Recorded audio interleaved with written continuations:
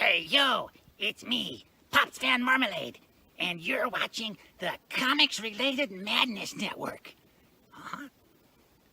So come get some. CromCon. CromCon.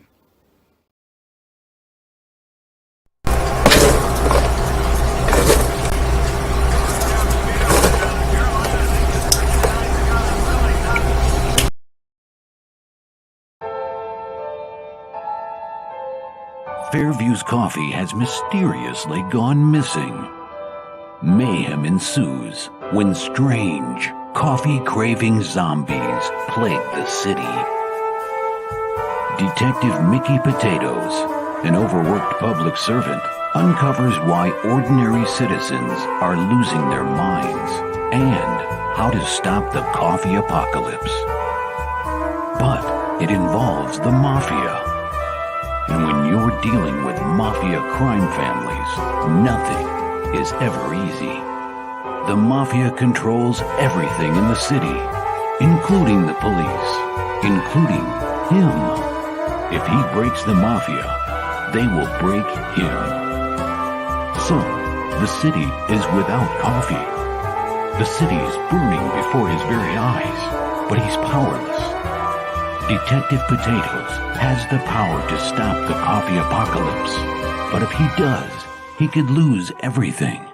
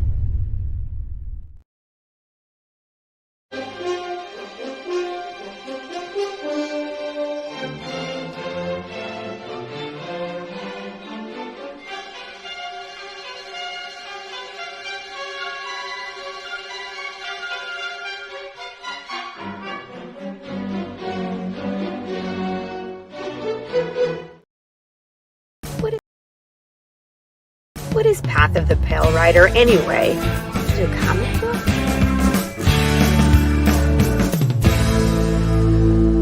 No, that's not it.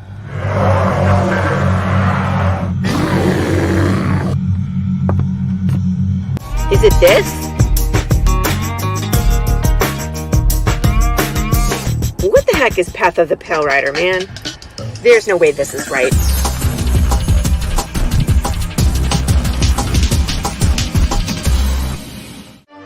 How about this? I have no idea.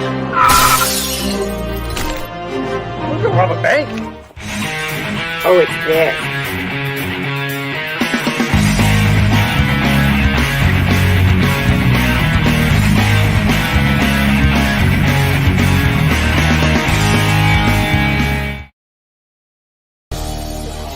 The Madness Comic Network and Comic Related Madness proudly presents Madness Tuesday Morning Brew.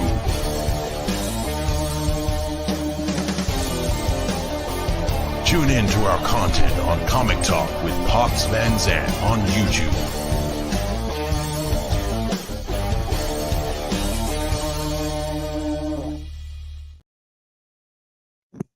Hello. Guess what day it is?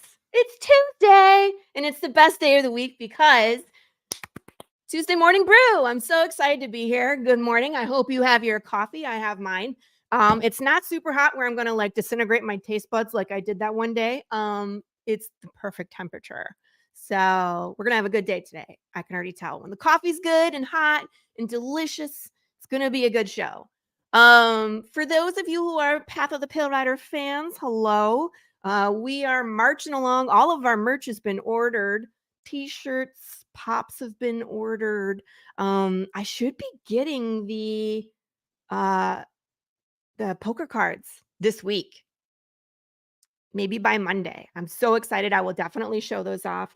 One thing I have already gotten are these beautiful 4x6s of the banner art that people requested.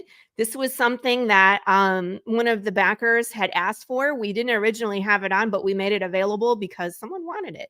So they turned out really good. Marco and I were looking at them yesterday, and I'm really happy with these. So I might do something else with this art because it's just, it turned out such, amazing banner, but we could do so much more with it. So those are in. So many more things going on. The story, Marco and I plotted out the entire book. Poor Matt is like just itching to get started because he knows what's coming. But Marco and I have been working in these like little moments and details into the story that kind of give bigger impact to the moments. And I've said this before, but number 4 is really important to the story. It's Jude's trauma. It's what pushes him out the door and onto the road. And it's going to be killer. No pun intended. Actually, puns intended. For those of you who saw the Slice and Dice, that was on Halloween. It was a massive smash. We killed that pumpkin. It went everywhere. And I had tried to light it on fire. I doused the sledgehammer in lighter fluid, not gasoline. I didn't go that far, I promise, but lighter fluid. And then I tried to, it was just too wet in Texas. We had just had rain. And then I tried lighting the pumpkin on fire. That didn't work either. But I have found a solution, my friends. I am going to modify that sledgehammer. And I want to show you this. This is in my Amazon. In my Amazon cart. So we're going to not only make sure that the sledgehammer can light on fire, but we're going to make it like different color flames. I'm kind of excited for this. Wait, here's a good one. Ta-da. So I have some plans. I have some ad spots that are going to be available on the Tuesday Morning Brew. I'm going to be doing some smash ads if you are interested. I'm going to dress up as Pikachu, light my sledgehammer on fire, and smash a pumpkin with your name on it. And I'm going to send you a copy so you can use that as advertising for your own store or comic or whatever campaign you're running. You can run an original ad with Laurie Pikachu smashing a pumpkin with your name on it with a blue flaming sledgehammer. What else could you want, right? I want that. I'm going to do Path of the Pale Rider too, because I think that's amazing. So anyway, that's what's going on at Camp Path of the Pale Rider. I'll keep sending updates as things come in. And of course, we'll send pictures of art, maybe as they come out. I know it's exciting, but no spoilers. All right, so let's bring in today's guest. I'm so excited. Today's guest is multi-talented Christopher Brown. If you are unaware who Christopher Brown is, what the heck? Because he's been on the show before, and I've been on Laughing Rogue. Chris not only is a writer, he writes a horror graphic novel, not a floppy. Like, his books are big; they're like 60 plus pages. And along with those books comes a tabletop game. If you're a horror fan, this tabletop game is amazing because you get to battle your favorite horror slasher bad guy from like 80s movies, the B version. So it's not Candyman, it's, the beekeeper, stuff like that. But you get to wander around this town and battle these guys and try to stay alive. I have another game that Chris, I still have not beat this. I play this on the show. It's called The Cult. It's a choose your own adventure game, which I love because I have a choose your own adventure, right? In fact, Chris, if we have time, I would love to have you run the gauntlet and play my choose your own adventure and see where you go and how you die. He's laughing. So Chris not only does this, he also has a podcast. He has a couple different podcasts. So he has one, Laughing Rogue, where he interviews people like myself and other indie creators. And he has another group called Big Sexy Outdoors, where they do hunting. And I don't know. Why don't you explain that, Chris? I'll bring you in. I'm not a big hunter, so I don't want to misspeak. But what exactly does Big Sexy? What's the goal there? What's the audience? Our goal is to just bring attention and awareness of the outdoors to other people. We work a lot with kids, with vets, with people who have never gone out, or if you've been out hunting for decades. We just like to bring it up and have fun with it and be semi-retarded. Stop. Not to mention that you guys have a tabletop game too for hunting. Oh my God. Yeah. Which was hilarious. When you guys are promoting it, because you're like, it's 100% vegan because no animals are hurt. You can just pretend to go hunting and not actually hunt. Oh, yes. Oh, no. Chris, okay, for those of you who follow what I do, I also play D&D on Fridays, and we have this group. And Chris was originally part of it until he wasn't. He had other obligations happening on Friday, and we killed off his character in the most spectacular way. He fell off of a cliff, and then we looted his body on the. Sorry, Ralph. That's all right. It had to happen. You had some loot, man. We needed it. That's all right. We are still battling in that world. We're in the final dungeon. Man. I don't know if you remember Tobias's character, Hermes, that was the anthropomorphic bird, got disintegrated in a box. Nice. But the rest of us are still kicking. So watch out for pillars. Oh man. That place is rough. We everything is booby trapped. Everything. I mean, it doesn't matter where you go or what you look at, it tries to kill you. So fun times. And Max is always an old softie. What's that? Max is always an old softie. He lets He's always gunning for me. He's like, get the cleric. And I'm like, no. Oh, really? Matt, I do D&D character commissions. Interesting. Would you like to draw a pirate cleric covered in tattoos, calling everybody the wrong name? Because that's who I am. But anyway, let's talk about what's coming, because you and I are friends and you and I talk and we know each other's business. But for the people that are watching, Slaughterville is on which book at this point? This is going to be the third one. Okay. Yep. It was like 64 pages, but after we're doing the art and everything, it's up near 68. Of course it is. Let me see it. I gotta go through my stash here. Here's the second one. Mm-hmm. Here's the first one. I was like, I have both. I was say you should, yeah. No, I have them. I just have this whole stack of indie books, though. But this was the last one, and it's like I know what the story is for the next one, and I'm kind I'm apprehensive and excited at the same time because being a horror fan, knowing what's coming, it's like, this is so disgusting, but I have to read this. It's such a great story. But tell people, like, what is the story behind Slaughterville? Because it kind of crosses over between your book and your game, right? So they're connected. Well, I had this really I was at a convention recent, and we'll talk about that later, but I had a good conversation with the one lady that was there. She came up, she asked me to sign that play mat that's in the game, right? Yeah. Awesome. And we were talking about the comic, and I said the comic book is what if I were playing the game? Because the game is all about telling your story, right? You go through it and you experience the narrative that's going on. And so this game is, or this book is, what if I played through and here's my story as it's happening. Gotcha. It starts off with John and Beth. Beth grew up in Slaughterville with her two sisters. Okay. Spoiler alert on the first page. The younger sister kind of gets eaten by a werewolf. You know, and I want to say something because when my first issue came out, yeah, you're going to hear it. So when my first issue came out, everybody was all mad about the horse, right?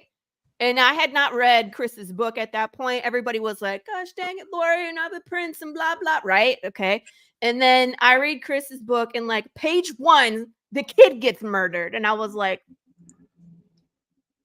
you have no leg to stand on, sir. But anyway, no, we're the same. We're the same. So anyways, yes, continue with your story.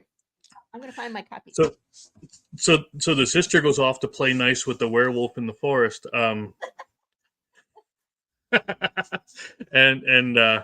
Beth is called back because, well, she left because of that, and she couldn't stand being around the place anymore. But so she left. Turns out a few years later, her other sister ends up going missing in that same forest. So Beth is coming back with her fiance John in order to find said sister, and that's where it starts. And that's just the beginning. That is, yeah, that's like what ride. The first 8 or 10 pages tops. They go into the woods, they search for this thing, they find a hidden cave where they believe the werewolves are at, and well, something pretty fun happens at the very end of the book. I must have taken it out to read it and put it somewhere, probably downstairs. I have the second one here. Anyways, continue. Yeah, something pretty fun happens at the end of it, which is actually the first page of the book 2. So. Yeah. What was the name of the slasher? It's not Lizzie Borden, but it's close. No, yeah. I'm just kidding. The slasher. Yeah. I mean, look, people, I mean, I did alter the art style. I asked him to alter the art style to make it more Western. That's just more my thing. Wait until you see it soon. Well, I'll show it to you then. Well, I mean, we have. Okay. Hey, what is this? That's a great question. Looks a little bit familiar. For those of you who are watching, this is the pencils and inks of Marco DeFio, of course. This was one of our rewards from the last campaign where we had Marco would create art for you, of course. And so he drew this and it turned out amazing. Look at her crazy eyes, man. Actually, not only. What's that? I said I turned this into a coloring page and I made a packet of all the coloring pages, and that's one of them that I give out at the conventions. Oh, so cool. I was going to say, I got to practice on this too. And the more I worked on it, I was like, oh my God, look at that zombie. I was like, the thing comes out his eyeball. And if you look, like his brain is out. And I was just like, there's so much detail on this freaking head. And this picture is based on American Gothic, right? Yes. and what's really funny is everybody, what do you see when you see this picture? Now, most people see a man and their wife, right? Exactly. It's not. It's a man and his daughter. Yep. Yes. She's just very homely looking. Yeah. And then I liked how he had the house in the back even is almost Yeah, same. it's similar. Yeah. But So, yeah, yeah. that ain't his. That's not his daughter, right? No, this is Mama Lisa. That's Yeah. Daddy Ray's wife. Yeah. Yeah, she But I just like crazy. the idea of taking this Midwestern American image, iconic Yes, American image, and then turning it. warping it. It's warped. Yep. And it's no longer. I can't look at that other one anymore. See, I look. Ew. Nice crazy eyes. Yeah. Who colored this one? This was the actual artist of the book. They colored it, and yeah, I thought they did pretty good on it. Amazing. I like the light from behind, and it's the fire, ain't it? Mm-hmm. It's the cook The fire. pit. Yeah. Then I can put the logo up here, do the Nice. lettering down here. It's a nice. Then it'll be nice and framed. Yeah. Yeah. Yeah, and Marco's pretty aware of that, but I letter stuff for Carissa for her covers, Mhm. and I don't know how many times I've been like, where am I supposed to put your title? Like, there's too much going on. I don't want to cover any of it.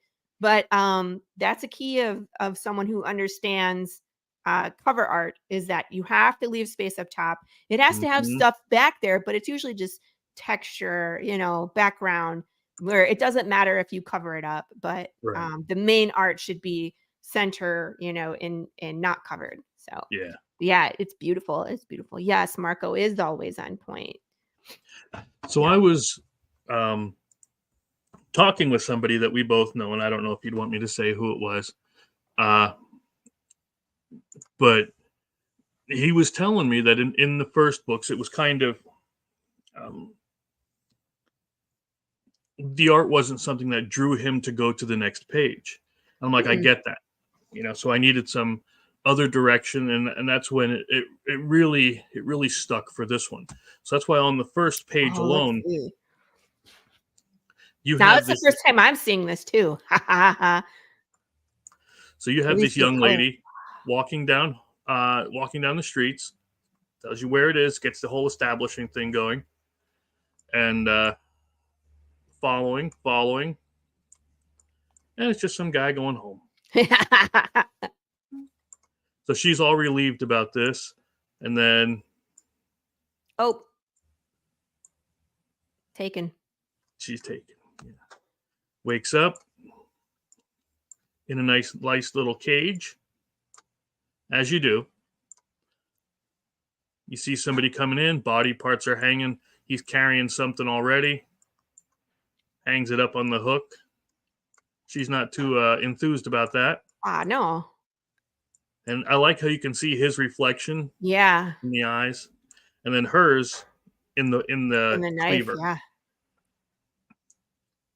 Time for the family reunion. Welcome to the picnic. He is way too smiley and friendly looking. No. Yeah. Who that guy? That's the thing. That's book 2. You'd have to read book 2 to know who he is. But he came in. Yeah, he escaped the slasher from book 2 and made it to the house. And this is just them bringing him in. He's telling them what happened to him until he unfortunately passes. Gotcha. So then they go to the mausoleum, find where the other person was. I think they did if you saw the ritual room in the other book, and then you compare it to this, the layout's the same, but the detail is 10 times. I think I've died in that ritual room in your cult game. No. Like twice. Yeah. At least twice. So they pull the knife out. He's not so happy about the person dying. Well, yeah. I like the walk to the car shown through the car's rearview mirror. Yeah. And the vow of revenge. I will return this to its owner. And a nice little scene of a farm. Of course, that's the Cannibal Rednecks farm. But right. I wanted to show them as a nice, normal family.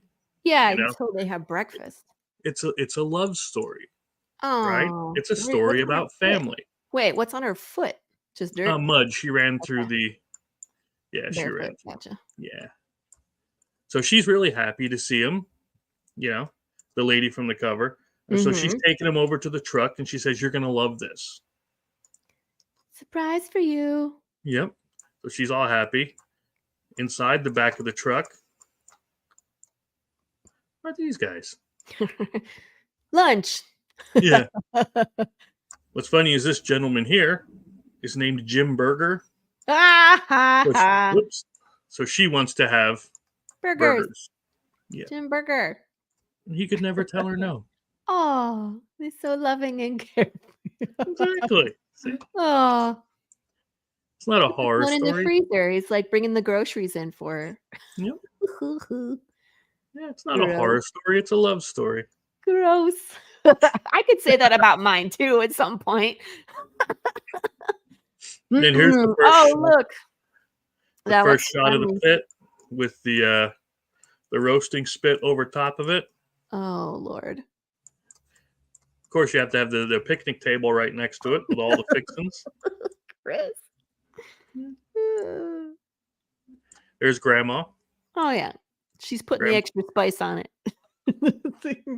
Waking up the demons. Hello. Demon sauce. Then here's Jim.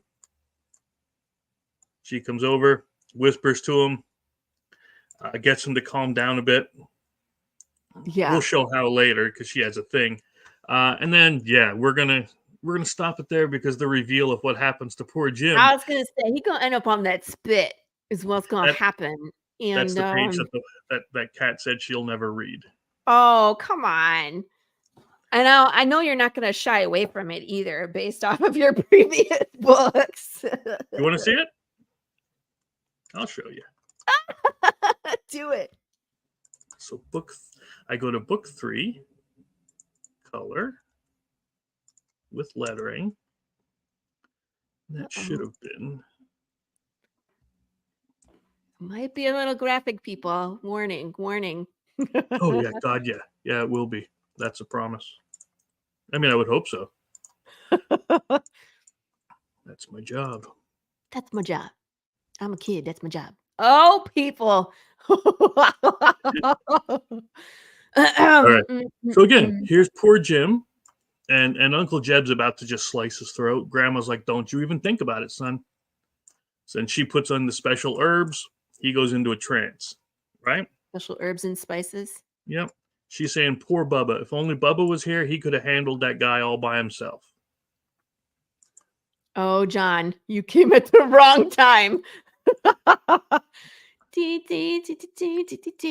to get him ready, tie him up. Oop. Yeah. He's still alive. He's still alive. Yeah. Yeah, he's definitely. Yeah. For a couple of hours at least until God. Until his soul finally leaves. The darkness takes that, and then it's time to eat. Oh my God. Oh, people. They're carving the pieces, putting it on the seat. Oh, it's they're a burger. healthy. They're healthy.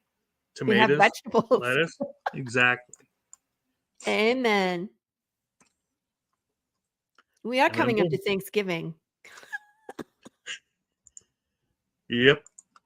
Now later, let's see. Skip It's ahead enough just to a make me giggle. It's, just across the line.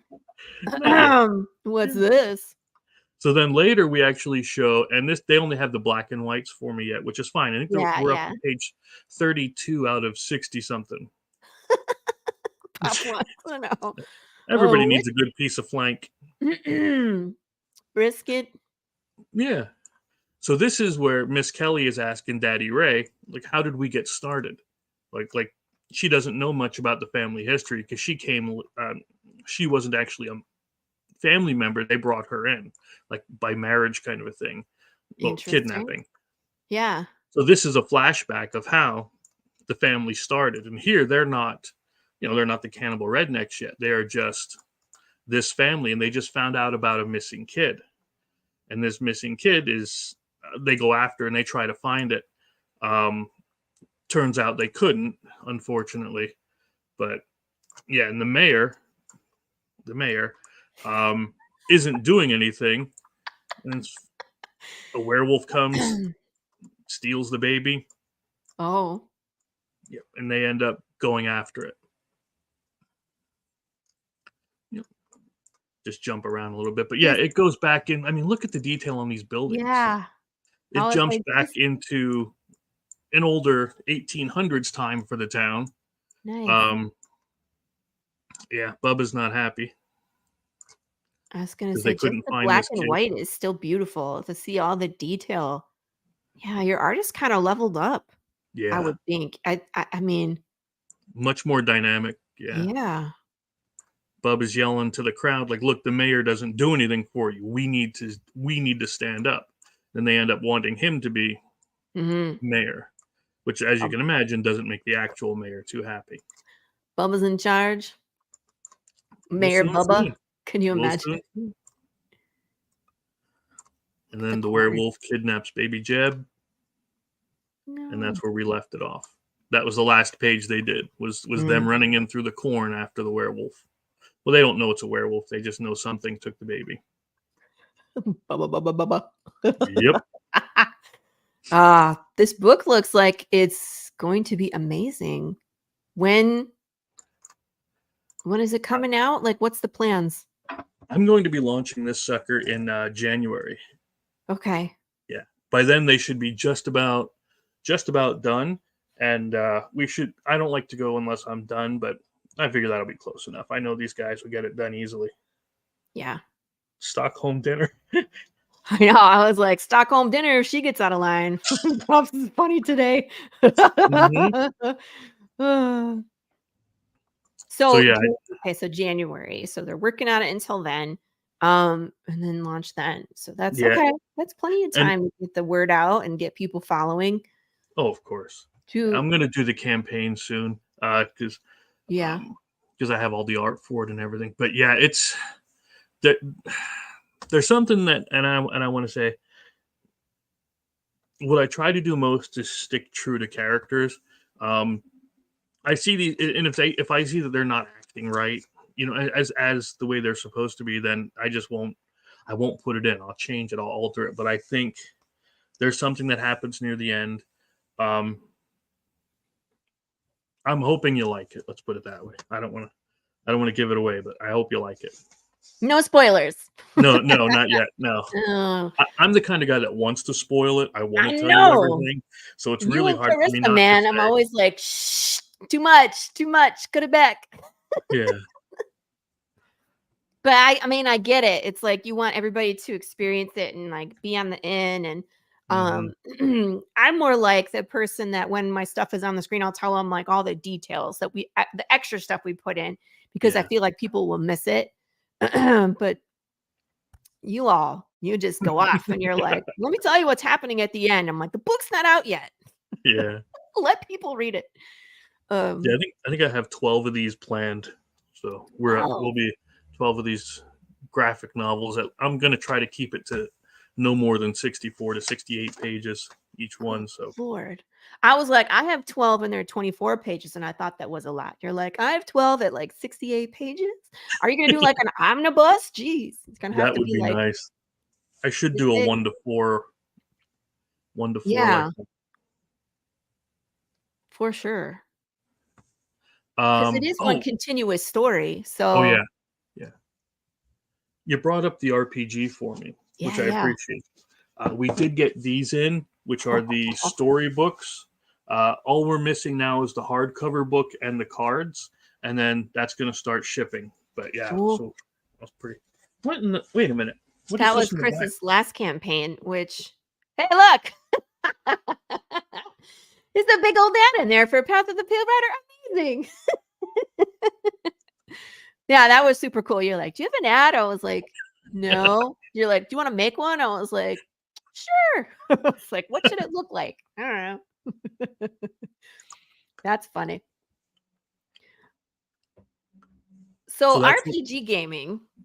for people who are unaware. So your last campaign, people can put themselves in the shoes in Slaughterville and play. And I love how you had a PDF version so people can print it themselves. Mhm. Or if they wanted, the copy with the beautiful art and the collector, item, you had Mhm. that as well. So that's what Chris was just showing. So how long, first of all, how many people should be playing? And about how long does it take to play in one sitting? Do you mean for the RPG or for the book? The For RPG. the RPG, one game master. You can do it with 2 to 3 players. Yeah. And you could do it with one if you wanted to. That's up to you. But I would say 2 to 3 at least in order Yeah. to have the best experience. And it can honestly go. Gosh, Gage, Nate. I don't know if you know Nate. Mhm. He calls himself Gage the Wolf on Gage here. the Wolf, yeah. Yeah. So he and I play this quite a few times, and I think our first playthrough of the Moonlit Night, the werewolf one, took an hour and a half, 2 hours. Oh, that's not too bad. No. Yeah. They got their one of them got their faces eaten off by the werewolf, and the other one ran away, It's about right. leaving him to die. Yeah. Sometimes you have to. Exactly. I've done that. I was playing Left Now 4 Dead with the hubs, and we tried to beat this rock and roll board, I don't know, 17, 18 times. And when the helicopter comes at the end, I just ran for it, and he got tackled, and I was like, sorry. Now I have this guy. Ooh. He's going to be in one of the. He's going to be a promo card for the game, like how we did the promo cards with Big James and all that. This? Yeah, this is I'll Pariah show it in with a minute. Doc. Yep. Doc's, Doc's Gollum. Yep, and he said we could put him in the book or in the game rather. So that's cool. I'd like to see him hovering in the background in the swamps when we finally do the swamp location. But I'll have to talk to Doc first. I can't. You have so many terrifying creatures in your world. It's like I'm so afraid to play that world because any which way you look, there's something there ready to kill you. Yeah. We did this one a while back, but let me see. 2 hands. Come on. That's the green screen thing. This is as good as it's gonna get. It's Big James, so you can encounter Big James in Slaughterville, and I just want to hold on to this forever because it's so cool. And I'm in the game. There's a disc you can wear, which dang it, I quit. Yeah, I actually have a few more of each of those that maybe we'll give away. Actually, me. Maybe we'll give a set away. I have a few of each. I have some of the metal cards yet too from it, so that'll be fun. I still got one of those too. Did you? Yep. I love these because they double as a weapon. You Yeah. can just Gambit. You can play Gambit with it. Gambit. I'm just gonna slice them necks. I don't know. They're beautiful though. Thanks. I didn't make them, but yeah, it was Fairy Metal that made those. But yeah, I know, but it's your characters, it's your story. So this is the first one with the werewolf, and then of course this is the one with the slasher. So we'll be getting a third one. Oh yeah, I would like to. Yeah, I was thinking about putting the because honestly, that's my favorite cover is the American Gothic one. I had another one. I've been trying to get. Now, did you ever see? Oh my God, brain freeze! The Texas Chainsaw Massacre poster where they are sitting around the table. Okay, I want to get the Cannibal Rednecks sitting around the table for the cover, right? The dad's in the back, Daddy Ray, and then the others are all along the side. Then you have Jim Burger on the table. Jim Butcher, I'm talking about the frickin' Dresden Files, right? Jim Burger on the table, staring out at the reader. So I can with an apple in his mouth. Yes. So you could put the logo underneath like it's a Thanksgiving dinner kind of a thing. That would be a neat alt cover too, but I can't get anybody to draw it. Honest to God, I've had so many people say, yeah, I'll draw a cover. And I tell them what I want. And they're like, I'm not doing that. I'm like, all right, come on. Yeah, they won't do it. Chickens. Hey, good morning. It's Doc. Hey, Doc. We summoned a Doc by mentioning the Pariah. I know we were talking about you. Well, we were talking about the Golem and how the Golem is going to be in Slaughterville game. Yep. And that's terrifying. That is terrifying. I have to get you to send me his character Bible so I get him correct. I don't want to do anything wrong. I'll have to get you to Speaking send of, you if the you, detail. I love the detail on this. I mean, the character itself is undead, and then says the deep reverberating growl echoes from out of nowhere. Death rushes at you, and Big James will feed. Shuffle Big James into a random location. Big James, it takes 5 hit. You know, you got to shoot him 5 times. You may not escape from combat unless you sacrifice a person. So in other words, trip your friend if you want to get out of there, because bears. Yep. And the funny thing is, in the mines, you can actually get a horse ally. So if you sacrifice the horse to it, you can recreate the book. That's funny. Poor Prince. But yeah, honest to God, when I said that to you, I'm like, I can't believe you killed the horse. I completely forgot. I was like, wait a minute. I was like, you killed a child on page 1. It's like, what is the difference here? At least mine was 4-legged. Yeah. Yeah, but no. Yeah, everybody dislikes that I killed the horse. But then they buy the next one, so. Exactly. How dare you? Can I have the next one? Okay. So what else are you working on? Holidays are coming. Are you going to be doing any appearances in places, cons? Did you just finish a con? Yeah, we just got back from the Save Against Fear Comic-Con.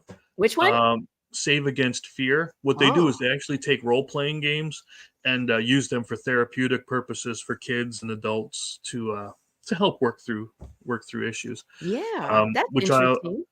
I always support them whenever they come in. Real good people. Yeah, I have another one December 2nd that's coming up in Lehigh Valley and here in Allentown, PA. Back up. We're not done talking about this con. I was like, how many days was it? How big was it? What was your experience like? It went for 3 days. Okay. And I did the first 2 because by the third one I couldn't talk at all. Oh my gosh. But it was I had people there pretty much nonstop, sitting there talking. I was signing stuff. It was weird. I'm not that kind of guy that, like, I get nervous about it, but I appreciate it. You know, it's why I do what I do, is just so that people enjoy it.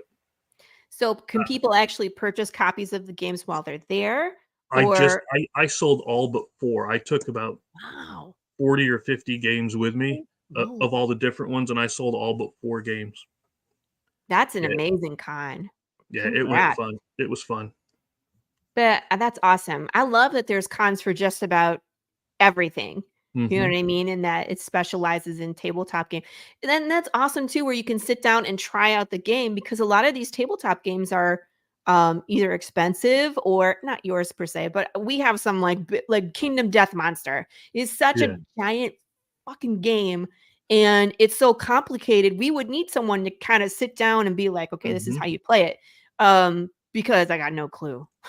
We still haven't played that game. We got it when we lived in Michigan in like 2018. Yeah. I haven't played it. So that would be awesome to go to a con and have someone who specializes in that game sit down and be like, oh, it's easy. Let me show you, you know, and then get the gist of it before you take it home. Yeah, Doc, you can just send that through the messenger, or if you remember my email, you can send it there. It doesn't matter either way. Yeah. But, yeah, and what was nice is they actually had demos of, and I didn't know they were doing this. They had demos of the Slaughterville. Nice. Yeah. I appreciate that.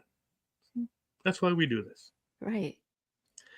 Again, I didn't know they were doing demos, and so people are walking by and they're like, hey, here's that game, and they're just showing it up here. So I thought that was pretty neat. Yeah, and that's always the best, when people are like, hey, I saw you, or I saw your game, or this is the one they were talking about, and you're like, yep. People come right to you. That's the best. Yep. Yeah. Huge thumbs up, pal. They loved Gone Hunting too. Now, the strangest thing, and I swear to God, this happens maybe 60% of the time when I'm out there demoing this thing. People are like, "Oh, it's a hunting game, right?" Because nobody does hunting, right? You know? It's a very neat. But people look at it and go, "I don't think I'm going to like that." Then they sit down. Somebody said to me, "How long does this take?" I said, "Well, you know, it can take about an hour and a half." if you play the full thing, or it can take longer if you want to play more days. Because it's a 14-day hunting season, 14 rounds. And we sat there, and I said, look, we'll start at 14. And then all of a sudden I'm telling the guy, okay, guys, it's on days 11. He goes, what do you mean it's on day 11? We just started. I said, see, that's what I'm talking about. You get so into what you're doing, and then he bought it right then. That's awesome. And it's good, clean fun. You know what I mean? Anybody can play. Yeah. Nobody's getting hurt. I love all the horror stuff, but like Yeah. my kids and I can play Gone Hunting. Where Slaughterville, probably outside of their purview at the moment. I have a little one who she's so weird. She loves horror idea, but then she scares herself. She was like, you remember when I was writing that story about the giant squirrel that ate people? I was like, yeah. Like, I had a nightmare about a giant squirrel last night. I was like, well, then maybe don't write stuff until you're ready. So someday that one for sure. The other one, not so much. She's like, zombies, no. I'm like, sorry, kid. You died a few times in the cult. Oh, yes. I'm trying to get by zombies. Well, who got eaten by? Are you talking about me, or was someone in the chat? Let's see. Oh no, you did. Sure. Yeah. Oh, let's see. I got eaten by dogs. Yep. I got eaten by zombies, and then I got sacrificed in the sacrificial chamber. That's the farthest I got. Oh, really? I was doing really good the second time until I got hit by the car, and I lost everything. Like, I had a yard sale, all my stuff flew off, and I was like, well, this sucks. And that's when I got eaten by dogs. The dog showed up, and I was like, well, I'm toast. Totally dead. So yeah, at some point, let's be honest, I'm going to play this 4,000 times until I beat it. And it probably will take me 4,000 times until. And I think there's like 14 or so different endings there with it. Is that all? Yeah, where you're either, I mean, there's some where you can just walk off into the sunset and you'll see the town sign or the city's sign behind you. But then there's also some where you are back at your starting area. And no. Start over. Oh, well, no, because the main bad guy can show up at that starting area when you get back there, and that's not. Yeah, I don't want to spoil anything, of course, but you know me, I would tell you exactly what. But... I know, stop it. Did you find that far. Did you find? Oh gosh, there's a pocket story in there where you find somebody having a picnic. No, I haven't come across them yet. No. Wonder who that's about. Find the picnic. Your cannibals? Yeah. Oh no, your cannibals are there. Yeah. Now there's one thing You're like, I'm really. Hi, everybody, and they're like, "Hey, you want a bite of this burger?" Yeah. There's one thing I'm really bummed about is there's a scene with the car where there's a chase scene, and you can have an accident or you can perform well with the driving, but you may end up going near a carnival. Oh no. And it actually says to be continued at the carnival. You're not right. He wouldn't let me. Well, he wouldn't let me write I had the carnival all written, but he wouldn't let me include it in the book. He said we're going to save that for an expansion, and then he never did it. So I have it all written. It's just it's never been published. I'm afraid of your carnival, to be honest. They are going to come up. I don't remember which book exactly the carnival is for the Slaughterville graphic novel, but the one next after the Cannibal Rednecks is the Ancient Burial Ground. That's our pet cemetery, Gotcha. poltergeist kind of thing. So yeah, I'll give you that. That one's next. Okay. Is that all you're going to give us? Or are you going I'm going to tell 12. You. Yeah, there's 12. Yeah. Wait till you see Dracula come to Slaughter. Yeah. Sorry. They got to fight Dracula. They're all dead. Well, apparently it depends on when Dracula shows up, because they got to make it to 12, or at least one person has to make it to 12. Oh yeah. Yep. Just wait. Do you bring in replacements at some point? Like, do you I don't know. People? Oh, I don't know. I have anxiety. Because that's the thing, is you can bring in replacements, then nobody's safe. Mm-hmm.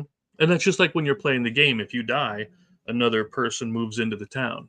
You know, it's So it can always have things. That's how John in the book was an original character too, and so was Beth. But they're based on the archetypes, the cop and the hottie kind of a thing. Yeah. So they that's how I build it again, as if I were playing the game, and those were my characters that I was, sitting in. In fact, when I do the books, honest to God, this is true. When I was doing the books, I would have the cards sitting next to me, like with the locations or with the villains. Then I would turn over a couple, and I'm like, okay, this, and this.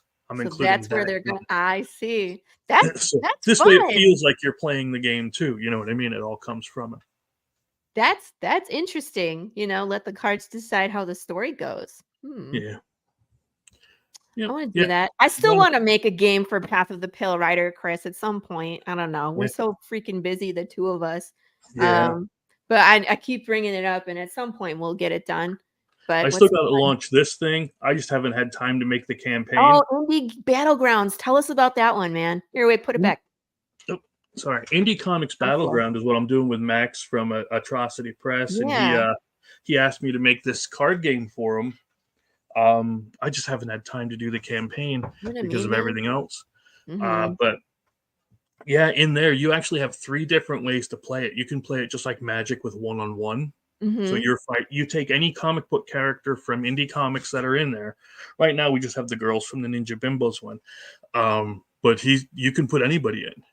And then you take that person against another character and see which one would come out on top. Because people are always asking who would win a fight between. Yes. Now you can know. You don't have to ask. Play it out in real time and see how it plays out. It'd be interesting. And if you ever wondered if JLA or Justice League could beat the X-Men, well, you can do that too in this game, because we have groups where you can do Battle Royal, where it's up to as many players as you want fighting it out. And then we also have co-op, where you guys team up against a villain, a bad guy. A monster? That has an AI component to it who controls, who reacts to what you're doing. Yeah, so I have a lot of different... 3 different ways to play. 3 different ways in this tiny box. That's it's cool. Not a big box, right? No. But there's a lot in it compared. Yeah. Is it deck building where you have to choose? Yeah. You build the deck beforehand, so I guess they call it deck construction. Yeah. Because you don't build the deck during the gameplay. Gotcha. Yeah. I've played it probably 100 times, easy, and there were some things in the beginning of obviously you don't like in the beginning. And that's why you play it, and that's why you edit it. But it is ready to go. What's your favorite deck to play? I like Leah, just because in the book she's a little loopy, like aloof kind of a deal, but she synergizes real well with other people. So it's actually, sorry, I get excited about this stuff. What? It was because of her that I created this thing in there called traits. Traits are speedy, stunning, well-trained, things that describe you, adjectives, right? Words. And they give you special abilities based on whatever trait you have attached. So if you're stunning, you have an easier time grabbing allies and companions. If you're swift, you can attack first, because usually you attack at the same time. But then with swift, you can attack first. So you get your damage in before somebody hits you. So you may kill them before they get a chance to attack you. Gotcha. But you can only have one trait on at a time. So you can only be these one things at a time. So yeah. And then I'm going to add human hunters into this once we get this one funded. We're looking at how are we going to bring everybody else into it. Cool. Like you could have a Path of the Pale Big Rider James as an enemy, or you could have him as a character in there. And I would like him as a tool. Like, because I was talking about this with Tobias too, and because he was kind of talking about a video game where it was like a Mortal Kombat style, but with indie characters. And I was like, what if Jude like whistled or something, and then Big James came running, and Jude just ducks. Yep. But then Big James like takes out everything and everybody in his path. So it's like, and then get out of the way, because here comes the train. That would be hilarious. If you just like went stomping around and be like, I don't control him. He just goes where he wants. And that could be something easy because in each character in that game has a set of cards that are unique to themselves. Yeah. This way, only Big James would only answer to him, right? Right. Or you can have Dwight in his deck where he's jumps around on the table and causes a ruckus. He's just distraction. He's a big distraction, exactly. Oh, So yeah, Lord. it could be, again, any character from any universe could join in on this. It's just we got to get this. I got to get the campaign done. I know. We I'm call just Dwayne's card drunken idiot. he is my personal hero. He's kind of mine too. I love Dwayne in the story.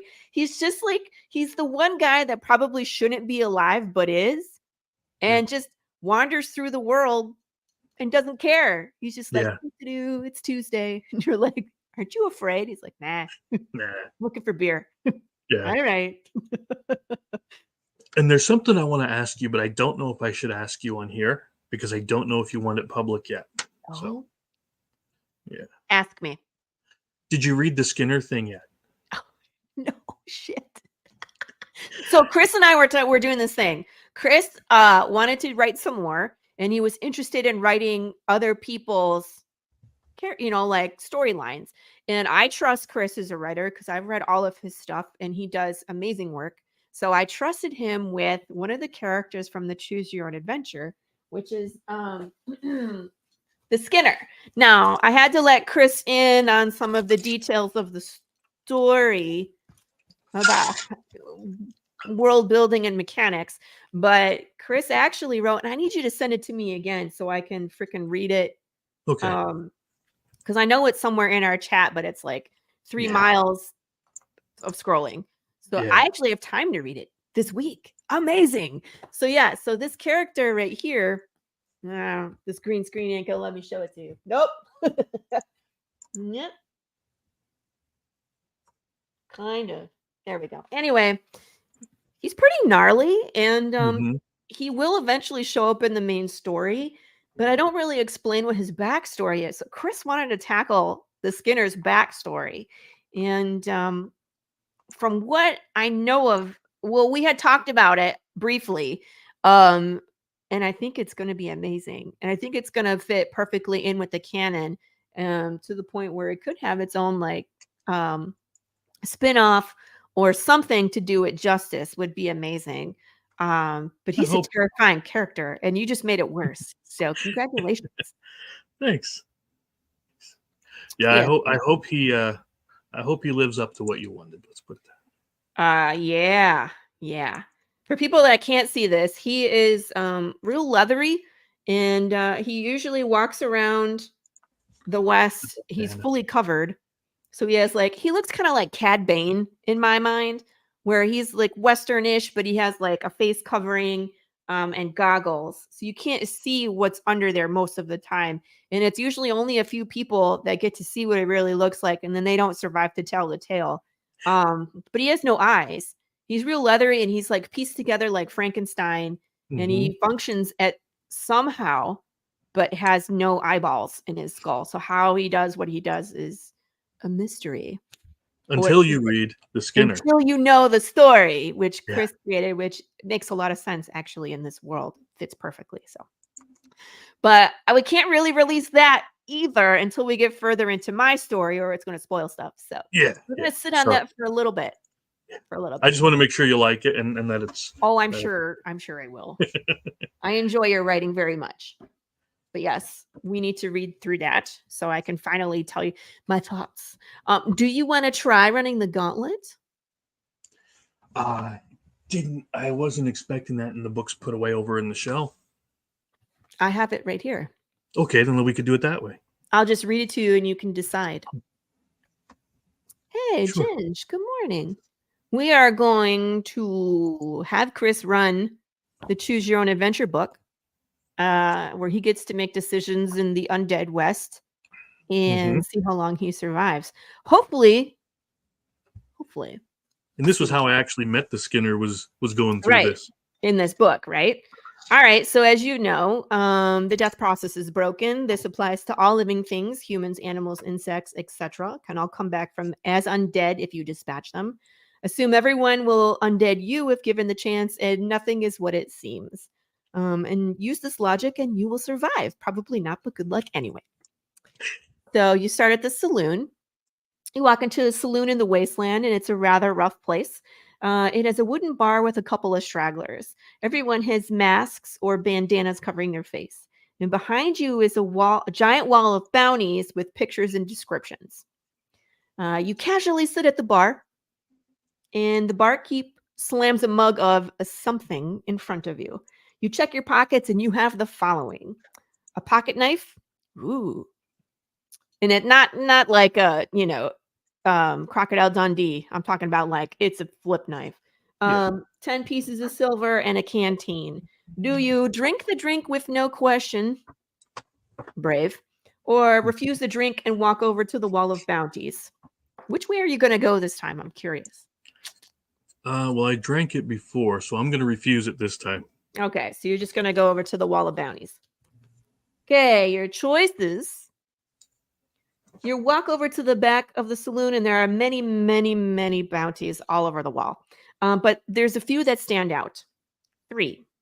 The first one, the Skinner, undead, $500, brought in any condition. Second one, Jane Doe, presumed alive, maybe.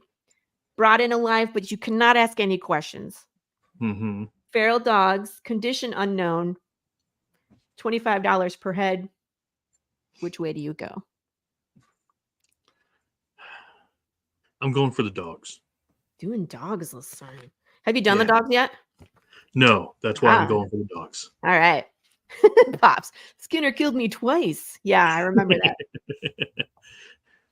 I'll send, hey, Pops, I'll send you the script too, so you can let me know what you think, if you want to see it. I know you like to see it when it's done, because he told me that before when I was going to send him a script. He said, I don't want to see it until it's done.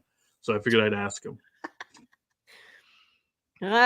Feral dogs. The bounty for feral dogs, $25 a head. You can outsmart a pack of dogs, right?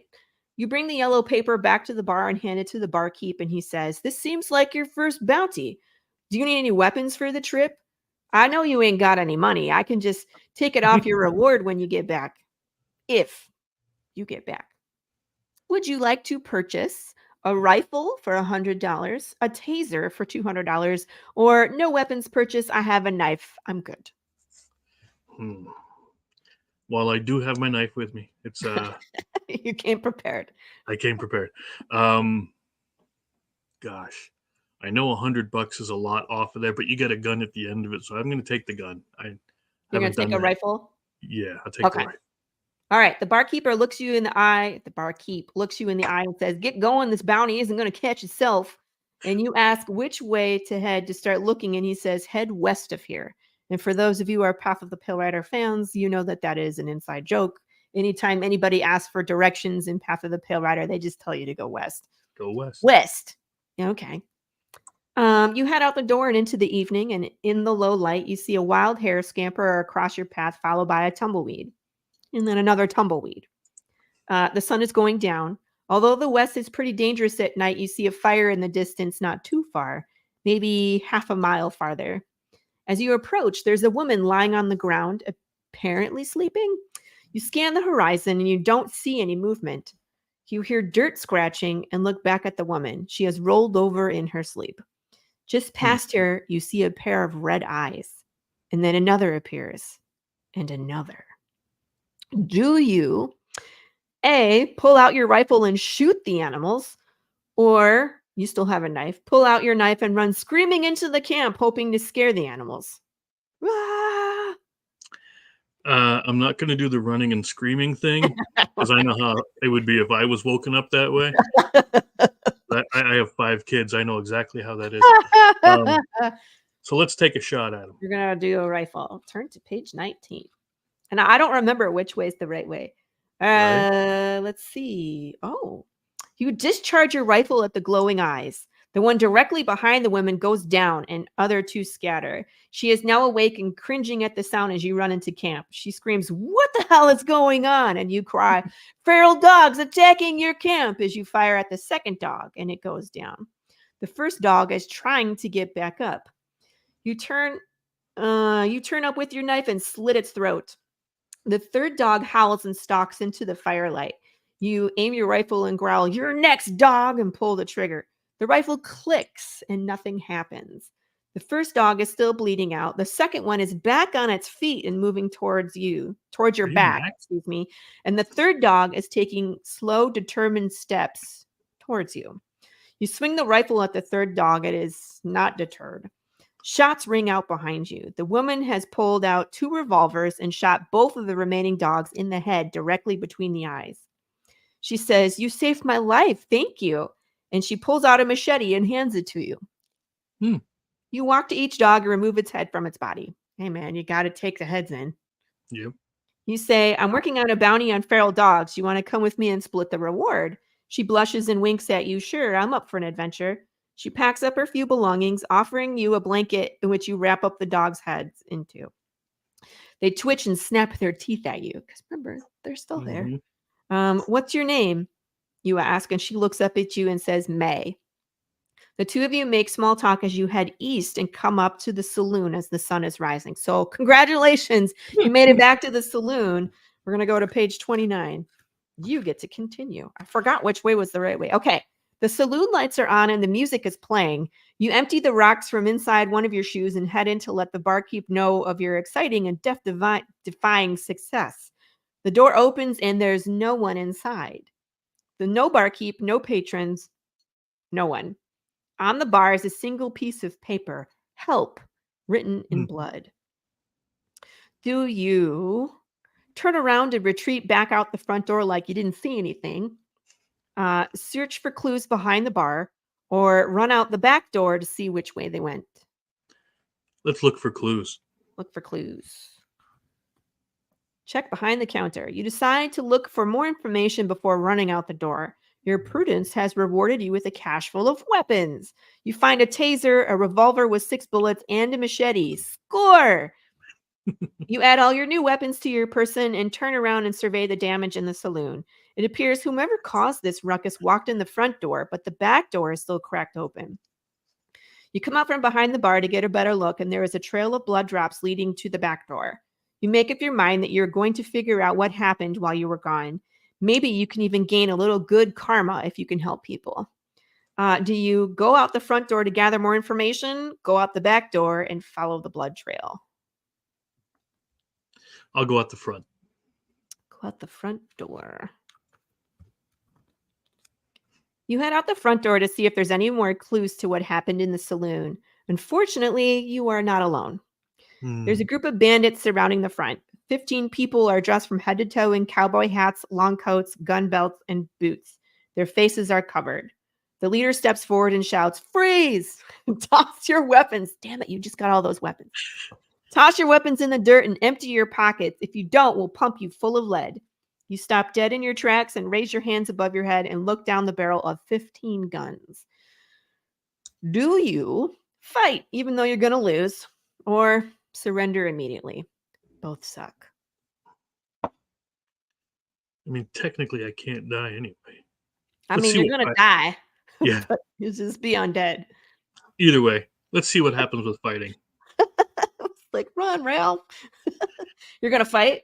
Yeah, let's see what happens. Turn to page 33. Fight a losing battle is the title. You mutter, "Fuck it." And you pull any weapon you have on you and rush the group of bandits, screaming your loudest and most imitating war cry. Funnily enough, none of the bandits fire back at you. The leader casually pulls something out of his pocket, but in your haste to attack, you can't tell what it is. When you get about 5 feet away from the group, the leader throws a small velvet pouch at you and it connects squarely with your forehead. The last thing you remember is falling towards the ground, the faint smell of metal. You fade into consciousness briefly as they drag you east. Your arms and legs are tied together, and a dirty rag is shoved so far down your throat you gag. The leader turns to you and says, "Good morning, sunshine. Don't vomit on that rag or you're going to die a lot sooner than planned." Then you pass out again. You come to in a wooded area and you see tents and fires in all directions. There must be 20 fires and 200 bandits. Where am I? At the crossroads, answers an anonymous bandit. They drag you into a large canvas tent and plop you in front of a man dressed in all black. He poses a question to you. Live and suffer the consequences, or die and join us. You've gone a lot farther than most people in this book, so that's great. Congratulations. Let's live. Choose to stay alive, Yeah, or let's live. choose to die and join, and you want to stay alive. Okay. Yeah. Choose to stay alive. You think it over and decide you are not ready to give up your heartbeat. You look at the man in black and his mottled gray eyes and state, I will remain living. Suit yourself, is his response. 2 undead bandits grab you by your arms and walk you through the back of the tent and back outside. There are 2 tables set up, manned by shifty looking characters. Ooh, this is a tough one. One is dressed from head to toe in leather, multiple guns hanging from his hips while he twirls a taser in his hand. He tips his hat up from his eyes and looks up at you, up and down as you are escorted from the tent. The other man is more interested in a bowl of soup and doesn't even look up at you. He is very dirty, all exposed skin covered in a fine layer of black dust. He has goggles and a bandana hanging at his throat. One of the bandits shoves you forward and says, this sorry bag of meat chooses to live. Both men look at you, appraising your body, while you feel naked while fully clothed. Leatherman states, I'll take him. We can always use a fighter. And the other man states, we can take him to the mines too. He looks sturdy enough. Do you become a gunslinger or work the mines? I'd have to go gunslinger. I mean, you have to, right?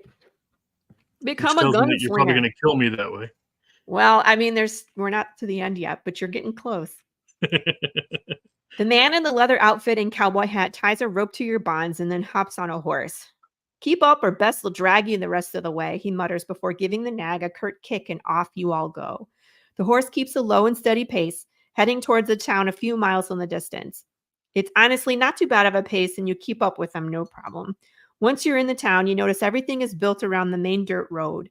There are people on both sides of the road waiting for something in anticipation. The crowd watches as 2 gunslingers walk to a wooden table on the side of the road. They roll dice, 2 6-sided dice each. One rolls a 2, the other a 9. The gunslinger who rolled the 9 takes the first pick of the weapons. He chooses a single revolver, and the other chooses a sawed-off shotgun. They stride into the yard, wait until the clock strikes 12, and bang! The gunslinger with the revolver shoots his opponent right between the eyes. He falls down dead and stays down for a good 60 seconds before coming out of the death sickness. The crowd cheers, and the standing gunslinger walks back to the table. The leatherman pushes you forward and says, roll the dice, pilgrim. Do you roll a 1 or roll a 7? I'm going to roll a 1. Oh, no. Why would you do that? I got to see it. You walk up to the rough table and pick up the 2 dice. You roll them, and one falls off the table, and the other one lands on a 1.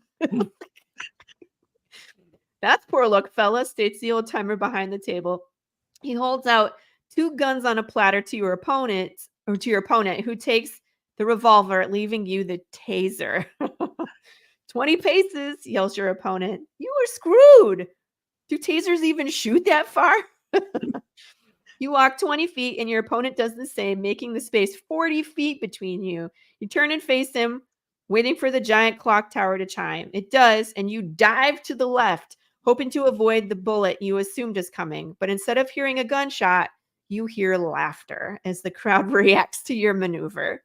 Your opponent is doubled over in laughter as well. You take this as your opportunity to rush him, but he takes aim and pulls the trigger, hitting you square between the eyes. Sorry, Pilgrim. Turn back to page 29. You got so far. Look, you made it to the last 4 pages. Nice. Dead. That's pretty good, though. Mm-hmm. It's karma, though. If you got all the way through to the end of mine, I'd be like, no, kill you. You're not allowed to do that. Not allowed to do that. Must play it at least 3 more times. Find Big James. find the kid, become an Yep. undead bandit, get killed by bugs, all that good stuff. Yeah. Always open the box, right? Always open the box. That's my recommendation. You get the grizzly death. But it's just, Yeah, I it's did. fun, you know? I did that one. I opened the box. Did you open the box? Oh yeah. You have to open the box. I mean, everybody's like, should I open? I know I shouldn't open the box, but you just have to open the box to see what happens. Mm-hmm. It's definitely spectacular. So, are you going to more shows? Oh, that's right. I'm sorry. You were going to tell me about December 2nd. Oh, yeah. December 2nd, we have a show in Allentown, PA. I keep looking to see if I'm going to see like Lee and the other ones that are from around here at these conventions, but I never get to see them. Brandon Starocci is in Pennsylvania as well. Mm-hmm. Yeah. So. And the guy that last ran the Roku campaign was apparently from York. I thought for sure I would have seen him down at the convention because I was in York, PA. Thought I would have seen him there. I didn't realize he was also from Pennsylvania. Yeah. This is actually a pretty good place because we can get to New York, which has a lot. Of course, all the Comic-Cons up in New York. And then we get New Jersey has the horror conventions like crazy. You wouldn't believe it. Oh my God. Is it horrifying just to live in New Jersey, I guess? People have to. Well, it is Jersey. I mean, yeah. Oh, that's right. Tim was recovering from some surgery. So he might have had a table and wasn't able to go. Okay. He does do quite a bit of cons. So there was an Erie Horror Fest not too long ago, too. Yeah. Yeah, it's usually the PA Horror Con, New Jersey Horror Con, run by the same people, and they're in that Eastern PA kind of thing. Gotcha. But yeah, it's should be pretty cool. Actually, the last time I was at the Allentown at the Allentown Comic-Con, they usually have some pretty good guests there. They had some of the Buffy guests and everybody else. Yeah, it was pretty cool. That's cool. Yeah. Now, when you go to a horror con, do you take books and games, or take a little bit of everything? Oh yeah. I was going to take the RPG on this last one when we went down to save because, well, they use the RPGs for therapy. But unfortunately, I don't have the hardcover books in yet, or else I'd be shipping everybody's stuff to them soon. I'm sure they'll be here soon. Oh yeah, I think they said December 21st or something is when they're going to ship it to me. So honestly, I don't expect it until after Christmas, unfortunately. But there's not, you know how manufacturing is. There's not much you can do about it. No, and I mean shipping is shipping, and especially in December, it's always a little bit later. So the best thing is to just grin and bear it. Yep. It is fun. But at least, you know, like we can show them they're here, they're coming in. It's not that big a deal. But yeah, I can't. Honestly, me engage. I can't. Me learn English later, man. Me learn English later. Great writer, me is. Yes. So Gage and I and a bunch of others are actually playing through. He adapted one of my Slaughterville stories to Hunter the Reckoning, another RPG, and we're playing through that. He's recording it, so I'm kind of thinking he's going to put it on as a show, but I'm not sure yet. That'd be pretty cool. Oh, do you see Allie at all? A side note, yeah, we'll talk. I haven't talked to her in a long time. She got really busy. I've been really busy. She's still a friend of mine. I just haven't had a chance to talk to her. I think she just recently got back to streaming. She was out of streaming for a while because of her health needs. Yeah. I know she was what's going on with Allie? She was talking about doing the Everyday Heroes RPG. I just wanted to show her that I got the book, so I just got it. It was actually at that same Save Against FearCon. They had it for 20% off.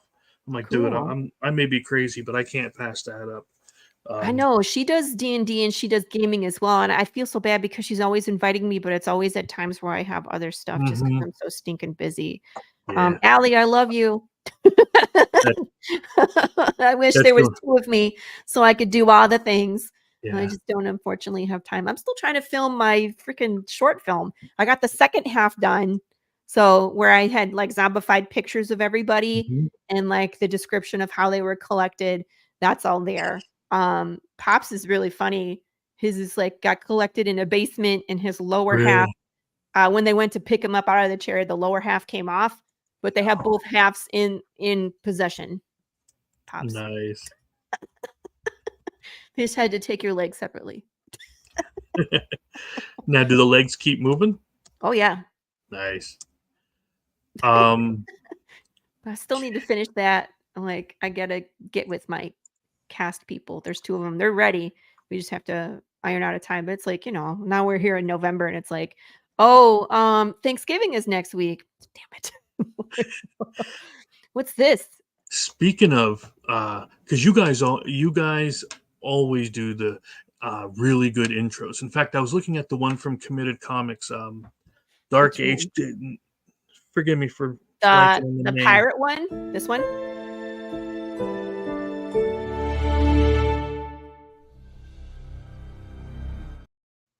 Near Yeah. X. I like the Yeah. intro style for those. And I'm talking to people about getting an intro for my next game. That's this one here. Scene of the Crime. It's a film noir detective game where you go through and you find evidence, and you will actually be able to ask any of our suspects about any of the evidence that you find. And based on where you found it, what you ask them is all going to influence what they say.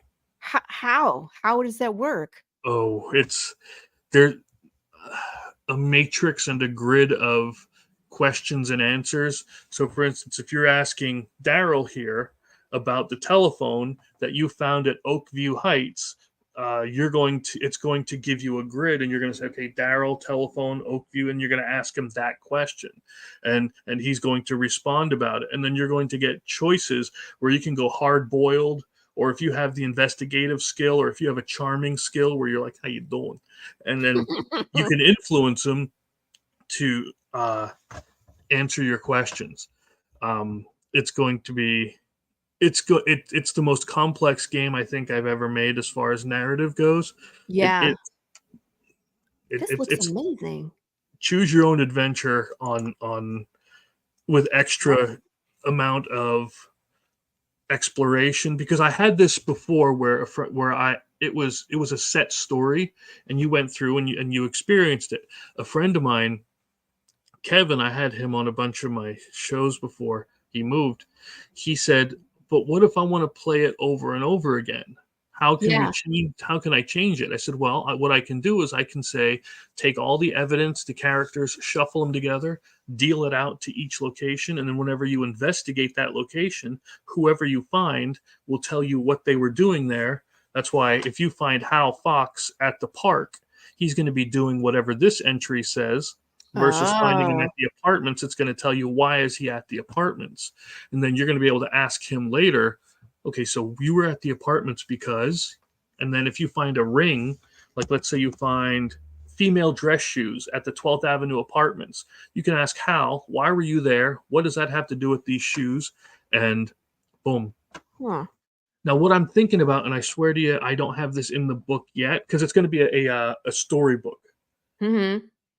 What I want to do is I want to put a map in the storybook for certain entries. So if you're going to have an alleyway shootout, well, I want to have the map in there so you can use figures and actually play out the shootout. Or if you have a car chase, I want to have a 2-page spread of a map for a car chase so that you can actually move your figures and cars along here to see if you actually catch the person that's trying to get away. I want this to be the best thing you've ever played. Volunteer as tribute to beta test or live stream or whatever to play Absolutely. this game. I'd love to play it. I have it printed out. It is just about ready to go. In fact, I will show you. I haven't shown anybody else. What's up, everybody? I'm going to show you this. Wepa, as soon as she loads. God bless you. Please forgive me. Stop. There you go. Aha! Wow. So this is the grid. Oh, my son just got to work. That's fantastic. So if you're talking to Michael Ace, this guy is just about the footprints that you found at Oakview Heights, you would go to entry 911. Oh my gosh. Yeah. And and this is what he would say about the footprints there. And then, like I said, I'm still finishing up some of these, and so it's going to have questions you're going to be able to answer, more choices, more branches, anything like here, choices based on the crime. So that's where I'm filling in. But right now, without being 100% done, I am at 223 pages? I was going to say, scroll up to how many entries that was. Oh my God. Yeah. When I tell you I want this thing to be your ultimate and perfect film noir detective game where you feel like you are actually, remember the game LA Noire? Yes. The video game? If it doesn't feel like you're playing that, I'm going to throw this in the garbage and waste 2 years of my life building Shut it. up. No. And I mean that in the best way. I don't care. I want you to love this thing like you feel like you're like, here's one. If the case is a walk in the park, because there's several different cases that can work. Yeah. If the case is this and you have the charmer or interrogation skill, you can do this. Or you can spend extra investigation points because you only have so many. Yeah. And if you run out of investigation points, well, then you're at a loss. Your investigation ends, and you have to try to make a guess as to what the crime was. And you'll actually have to pick motive, means, and opportunity. So the crime, how they did it, and who did it. And then if you're kind of like Clue in that aspect, where it's like you have to have all three components. So is that how you win it, or? Yeah, you win by getting the. You would find all of the evidence to find the best entry. But in film noir, if you know about noir, there's not really a winner in those. Right. So you might get an entry where you say that it was the mob boss that did the crime. So he might go through the trial and you find out, no, he actually had nothing to do with it. And then the real killer or person gets away. Nobody is ever as innocent as they seem. Right. But yeah, I've done tons and tons of grids based on all of the different questions you can ask and answer. That's insane. That looks like a ton of work. And I've done choose your own adventure, so I know how much work those are. But mine is like 60 pages and yours are like 200 and something. So God bless you, man. No wonder why you have no time. I was like, okay, so you're working on a comic book. You're working on this choose your own adventure noir game, card game, RPG game. I'm sure you're adding on to your tabletop game. Yes. Yeah. Wait, do you eat and sleep? I do like to cook a lot, as you're more than well aware. That's right. Yeah. In fact, everybody that got a Path of the Pale sauce, that was Chris's recipe. I still have about 4 bottles of that left. Do you? I sold out. Did you? Oh my gosh! I went to Geek Out in Burleson, and I had I think maybe 8 bottles left at that point. And one of their employees got it, and they had like group lunch on the table next to me. I was set up, selling books and talking to people. And one of them opened the bottle and they all had fried chicken. And they were like, oh my God. And then they all bought one. That is awesome. And now I have 1 bottle left. I think I still might have that one. Do I have that 1 bottle? No, I think I sold it. It's gone. I'm going to make another batch. I'd say at least you have the recipe. You can make more. Yeah. Yeah, the hot honey mustard was another real popular one. Yeah, that was Pop's favorite. Yeah. I think I added ghost pepper, because you had, I think, 4 ghost peppers in it in a batch. And I got like a pack of 5. That's how they came. So I just put it in. So mine had like a whole extra pepper in it, but still it's like. How fun was Tell me you didn't, because I did this. What? After working with the peppers, I didn't realize my glove had a cut in it. And then I went like this after I took my gloves off. Oh my good Lord in heaven, I wanted to die. No, I didn't do that. No. I had my windows open when I was cooking it. I gloved up for sure, and I tossed that. And thank goodness my gloves didn't have any holes, because that's one thing you don't prepare for. No. I mean, gloves for sure. Yeah. I don't even want to. I don't need to imagine. Yeah, I didn't know it had a hole in it. So after I took my gloves off, I just went, oh, okay. And then, oh man, what are you gonna do? I don't know, wash your face with milk. You definitely had. It definitely did. It was fun for a half hour. Let's put it that way. But yeah, Oh we have a Lord. lot of stuff going here. Between the Indie Comics Battlegrounds, the RPG going, we got Slaughterville 4 is coming, which is going to be our holiday themed. So if that I can ask, You can please have do not. Krampus in there. Yes. If anybody has, I'm going to do right now. I have Krampus, a psychotic Easter bunny, because he's going to hide body parts instead of eggs, or hide eggs with body parts. But in the location, so you have to go through and find them, right? But if you have any really good horror or even holiday stuff that you might like to see horror, and I don't care which holiday it is, Valentine's Day, we could do an evil Cupid, right?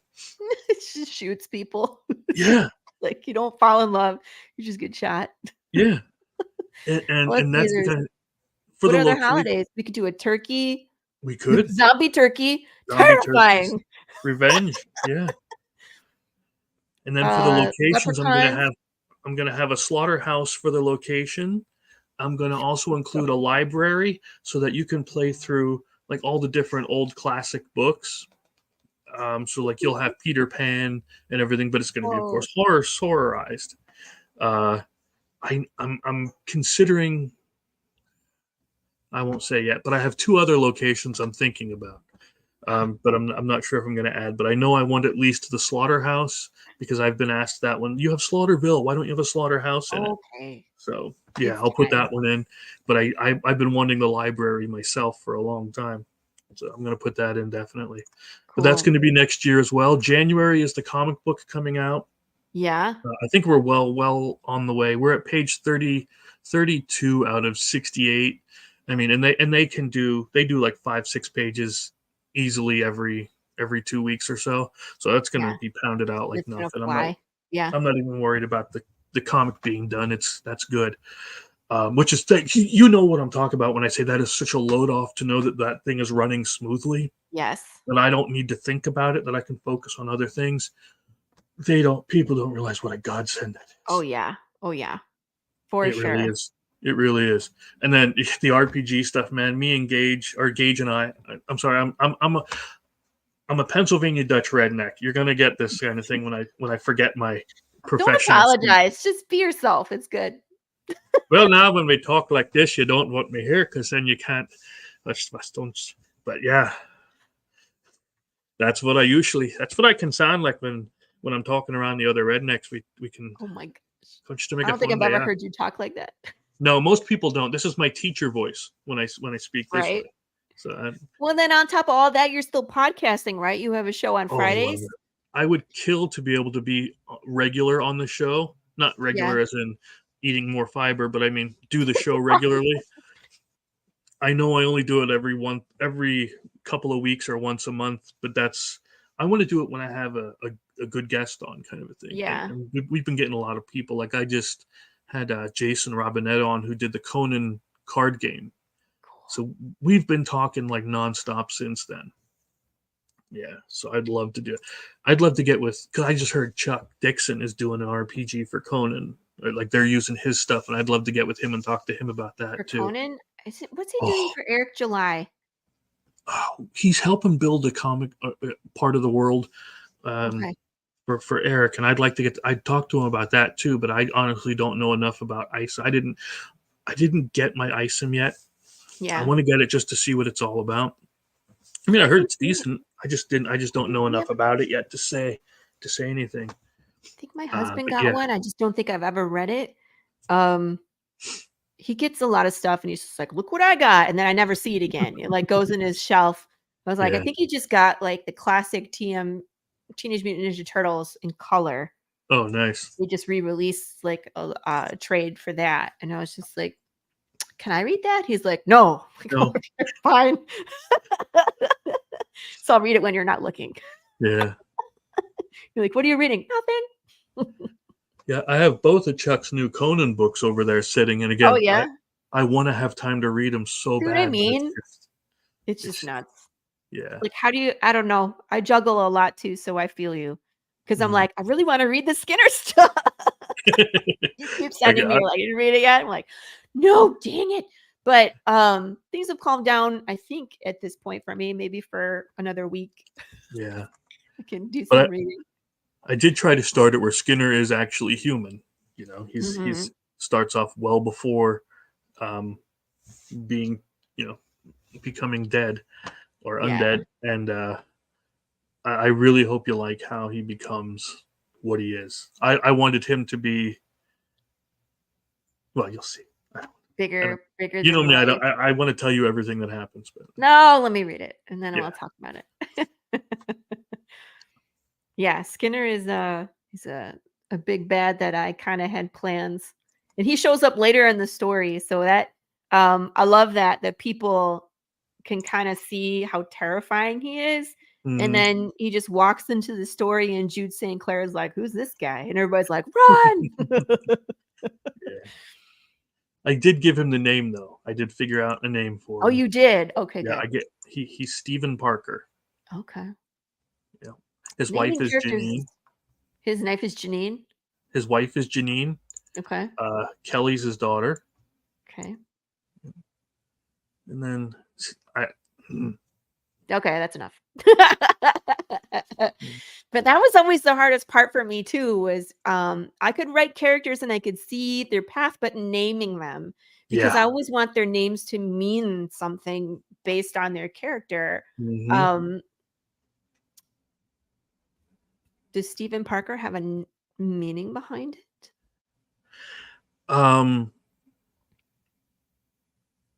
Not in particularly as Okay. far as the mythology goes, but there is a lot of it does delve a lot into the mythology of what we were talking about Okay. before. Uh, Gotcha. especially Some of the other characters that we had mentioned. oh, the gang members Yeah. definitely. Yeah. They're big. Cool. I actually did tons of research into the mystical side of what we were talking about. Mhm. If they saw my search history, they're like, Oh, "How you're do on the you?" list. Yeah, I'm on.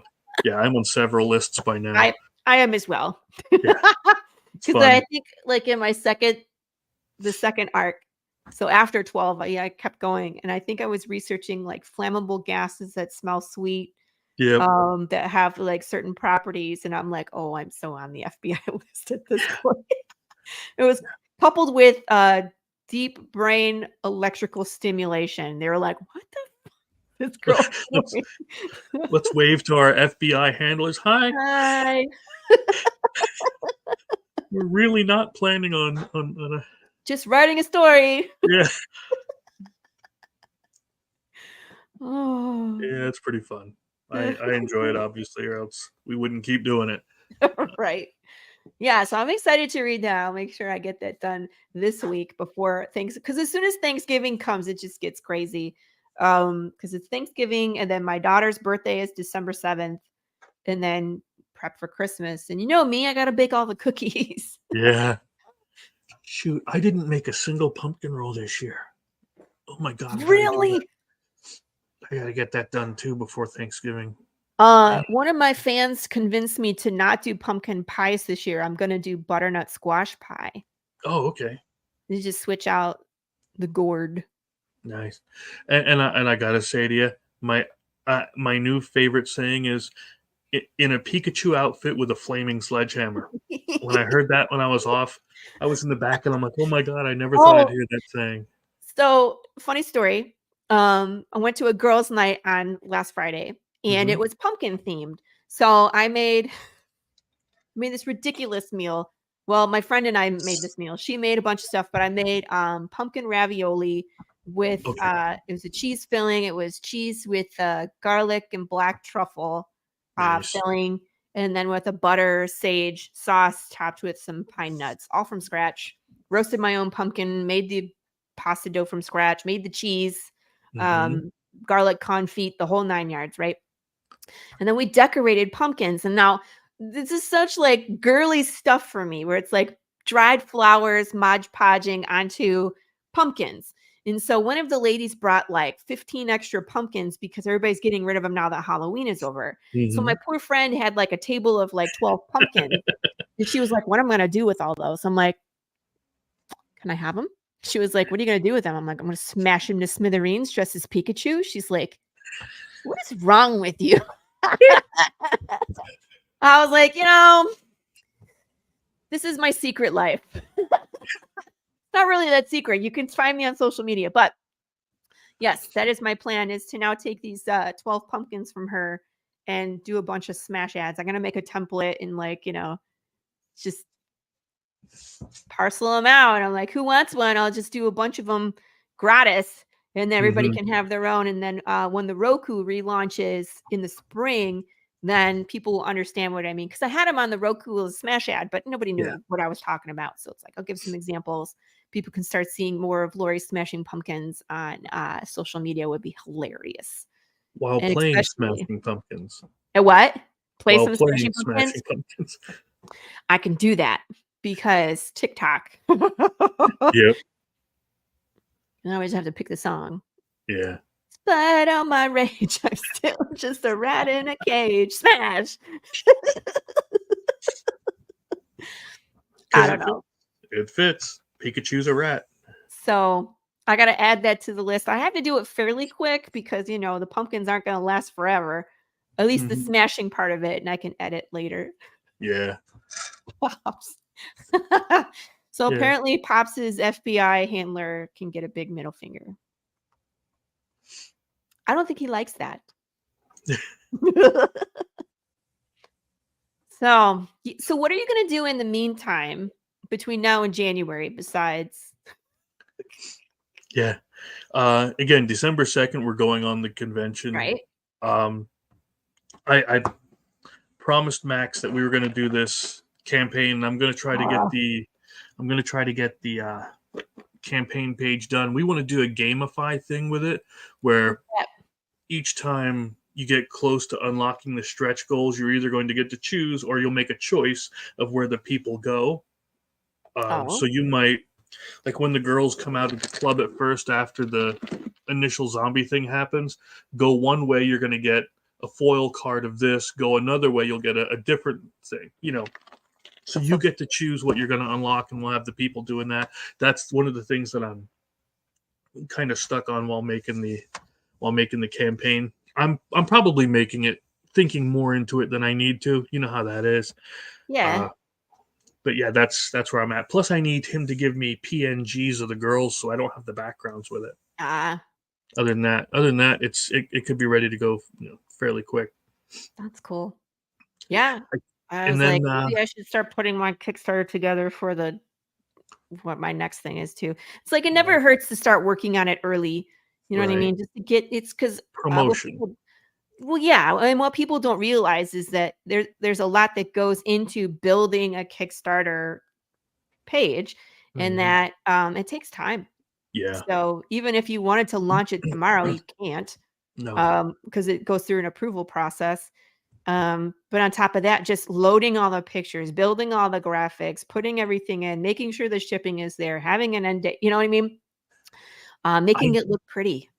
I've made about 15 campaigns or so. I've backed over 218.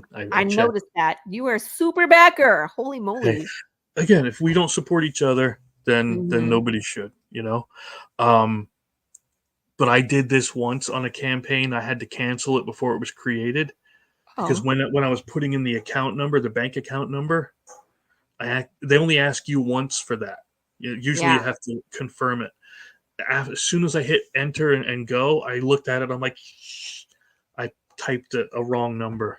Scrap that one. Rebuild it again. Yeah. You can't. Do that first. I don't know. Do you do that first? That's the problem. If you do it first, if anything changes in your banking situation, then you got to rip the entire thing down. But if you do it at the end, and again, like you said, you make a mistake, then you got to rip it all down too. Damn it. Yep. And hopefully you saved all those graphics and things that you built, because if you didn't, then other than that, it can go. It takes a lot to get one of them things set up and ready. And like you said, it used to be where I could get approved in about 30 seconds. But now it seems to be taking even extra days than over the 3 that they say. Yeah. And I mean, it's weird because sometimes, in the past, I've been in the fulfillment process and requested, pre-approval on the next one. And they were like, sure, like you're 75% fulfilled. It's fine. Yeah. This last time I had to send him an email. It took Yep. him forever. And when I was like, hey, can you take a look? I try to market myself 30 days before I launch, in pre-launch status. And there's, people can sign up. And they were like, well, you're not done fulfilling. And I'm like, did you look? Because I'm like 80% done and I'm waiting for one more thing to fulfill this last 20%. And they're like, oh, we're so sorry. Yeah, no, you're approved. And I was just like, did you actually look? Or I think it's a lot of AI making the choice kind of a thing. But yeah. So anyway, it is what it is. People get pre-approved no matter what. Yeah. Well, Carissa turns hers around so fast. I think she is pre-approved for the next 4. Yeah. My good God. Yeah. Yeah. She finishes one a month later. She's done another campaign. I think she said she's taken off December.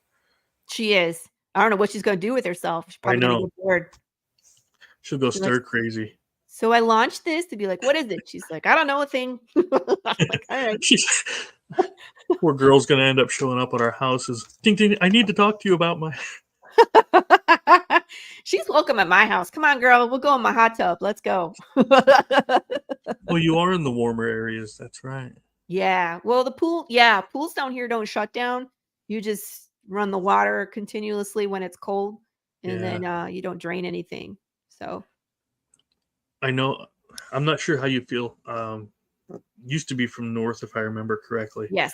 I don't want to say the states or anything just because, but up here in PA, they're actually calling for one of the good, what I call a good winter. Really? Like multiple foot high snows this year. Oh, so yeah. No, that I read that too. It's like La Nina or something like Yeah, I love those There's years. going to be a lot of precipitation, not precipitation. Precipitation. Words, people. So yeah, we're supposed to get a ton too, but it just depends if we'll be cold enough for it to be snow. Or ice. I anticipate there's going to be a lot of snow days this year, because at least where you're at, they know how to deal with it. Yeah, they shovel it and they put salt down. And they have the infrastructure, they have the teams, they have the the equipment. Here it's like, oh, snow, how much? An inch? Shut everything. Yep. It's like, what the heck?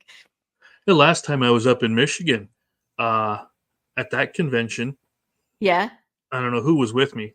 This one guy. I don't want to mention his name that was with me, but it was perfectly fine during the day. I'm seeing deer. I'm getting ready to go hunting the next day. Then all of a sudden, it was like 6 inches of snow. I'm like, dude, I gotta go, or I'm never gonna get home. Mm-hmm. So Well, Michigan gets that lake effect snow too, depending on where you are. That's right about where we were. Yeah. You could see the lakes from. Nuts to that. Yeah. I mean, I love snow. Don't get me wrong. All Bye, day. Michigan. People are like, you coming home for Christmas? No. I'm like, I'm not. Yeah, exactly. He was like, then snow, and then Chris ran. Yeah, I'm like, I got to get home. That's me too. I'm like, bye. I don't want to drive in this. Yeah. I love snow. I'll lay in it. It doesn't matter, but yeah. I just like being cold. Yeah. I don't like anything. People are like, oh, Michigan, you snow, you ski, you snowboard, you ice skate. No, I don't. Ice fishing. Nope. Oh God, those people are nuts. They're like, we build a shack on this ice.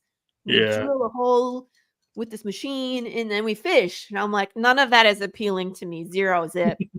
Nada. I don't want to be on the ice. I'm too afraid I'm gonna fall through. Not all the ice is like a foot, whatever. I'm not gonna do it. I don't want to be in the shack. I don't like eating lake fish. Yeah. No, I don't. I'm not a fan of fish eating either.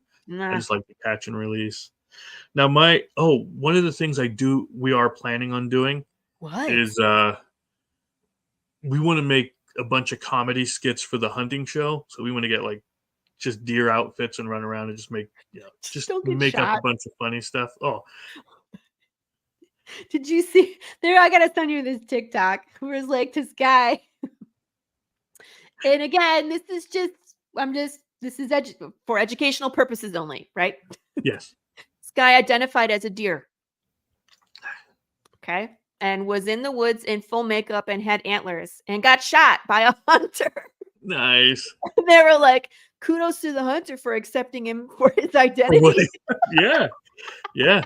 He I was like, not. just make sure that, don't let that be you.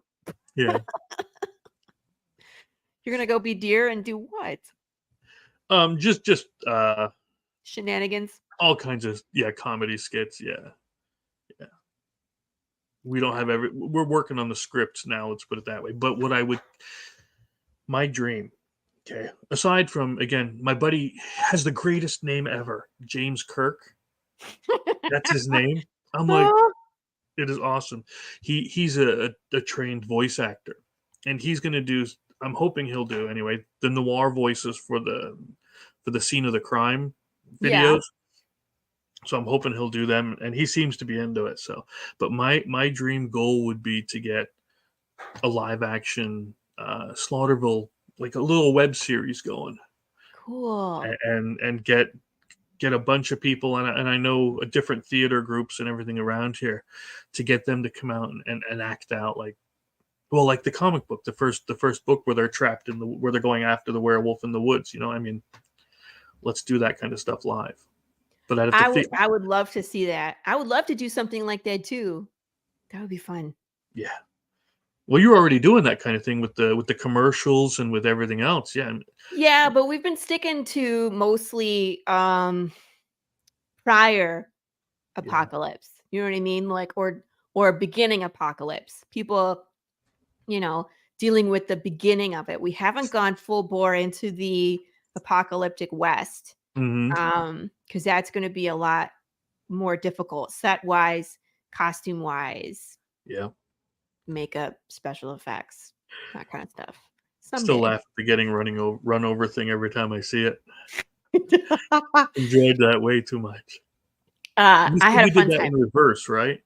Yeah, that's the movie magic behind that. I showed it in the bloopers where I'm hanging onto the car and the car backs up into the shot and I fall off and then turn around and smile. Yeah. Oh, it's funny. My husband's like, how many times do I have to do this? I'm like, I don't know. I was like, I'm going to do it at least a few times and hopefully one of them will be good. Because when you're shooting yourself, I'm like, I tried to frame it and I put marks on the ground, but it's like when you're hopping off a car and you're like, that was the best shot that I had, but it was still like cut off the top of my head. And I was like, dang it. But it worked. It worked. So what can you do? Yeah, I like the idea he has here about have the actors play the game live action. Because if you look at things like Critical Role and similar things, that's what they do is they have actual actors who are trained in voice and performance to really bring a game to life. And that it sounds weird, but that does add something for somebody watching. Yeah, it sucks you in to the story. I would like to see that. And and that also lets you get a little looser with the rules when you see people are having more fun with it and they're able to bring out that performance. That is a good idea, and it is something that I thought of. I had considered.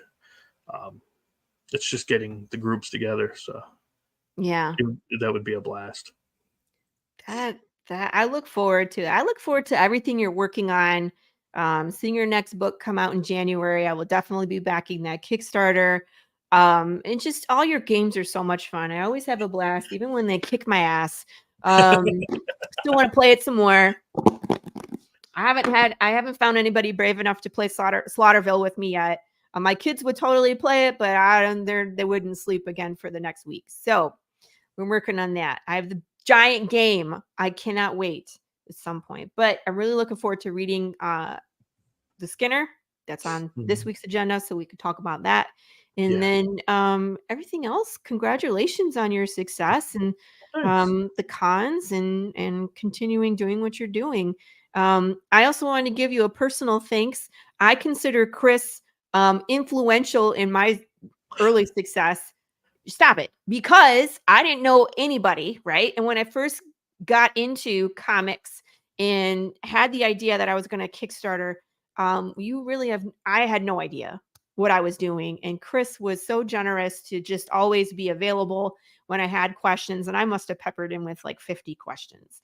how do I do this? And how do surveys work? And when should I do this? And what point do I do? And how do I do, what do you recommend for shipping? And da-da-da-da. And can you ship to this? And what is VETS tax? And da-da-da. And he answered all of them patiently. He never made me feel stupid. So I appreciate that. And I just wanted to say thank you. That's what we do. I'm, just glad we can hang out. Absolutely. And I really enjoy hanging out with you. I love being on your show. And I always love when you come on mine because it's just my excuse to hang out with you and everybody else gets to watch. And where can people follow you? Tell them where you want them to go to keep in touch so that way they can make sure that they back your projects as they go live. All of that. Where are you at? I am the absolute worst at keeping my website up to date. Only second to me. While we do have laughingrogue.com, I would highly recommend just following on either the YouTube with Laughing Rogue or with Facebook with Laughing Rogue. I'm much more available on those sections. And please, dear God, if you need anything, just reach out, send me an email, send me a message. I will get back to you, even if it takes me a day or so. Mm-hmm. Perfect. We still got 5 minutes. We do. You're always so to the point and concise. Yeah, it's just because 5 more minutes. Because with busy stuff. Yeah. So let's see. Oh, I have the rule book coming out. I told you about. Did you get the rule book? Yes. I know I sent the PDFs out to everybody. Yeah, I got that. And I pray you get it. I did add another adventure in there for that Pumpkinhead style villain, so you'll get that too. I'm like, you know, like you said with my graphic novels, like they're like 700 pages. I can't stop adding and giving stuff in, and that's why it's like I have to force myself to have a cutoff time. Yeah, well, that's Skinner's like 28 pages, like 28 comic book pages, and I'm like, I want more, but she said 20. I said 24. It was I'll give you 4 extra pages, and I'm like, no. Another thing that we can do, we can hang out and paint minis. I got 3 big Jameses to paint, and I would love to do it on camera. We could hang out and paint minis. Chris and I both liked it. Chris actually helped me find this. He sent me a different undead bear, and I was like, that's badass. And then I went down the rabbit hole and found this pattern, and I was like, oh, we're doing this. This is the secret. Which I need to talk to you about my new planned secret for my next campaign. Okay. Because I want to pick your brain on it. Sounds good. Yeah. But yeah, we should hang out and paint some minis because I have to print one more Big James. I have 2 of them done. And then I have to print one more. So because there was 3 people that were brave enough to do the secret reward this time. There's always something different, right? Yep. So all right, that'd be the show, people. I don't know who's on next week. I never do. It's in my calendar, but there's some fabulous indie creator will be here next week. And we will be counting down to Thanksgiving. And we'll catch you then. And make sure that you are kind to each other and kiss your babies. And we will see all of you next week. Say bye. Bye.